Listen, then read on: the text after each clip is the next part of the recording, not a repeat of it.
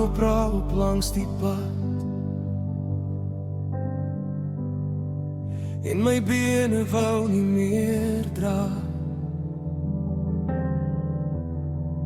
Het die stem sag in my gefluister: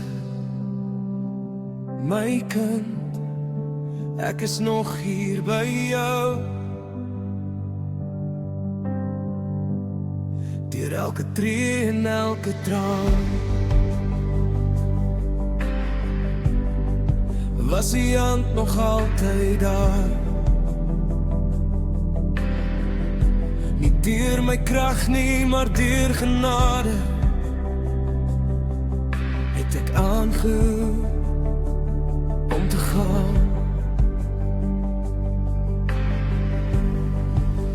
Ek hardloop hierdie wedloop nie alleen nie. Jy dra my wanneer ek nie meer kan nie. Die genade is genoeg vir my. Die liefde maak my weer vry.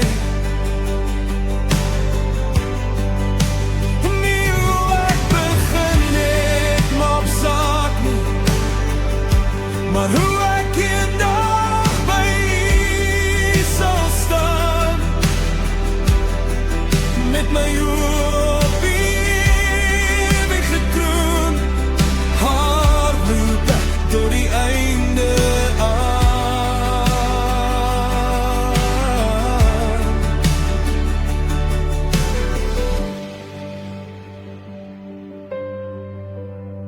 Wanneer die wêreld my wil stop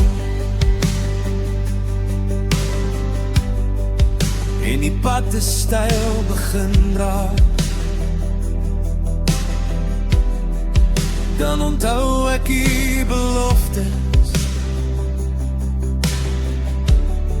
dat U my nooit sal verlaat. Soos Paulus sê, ons hardloop saam vir 'n kroon wat nooit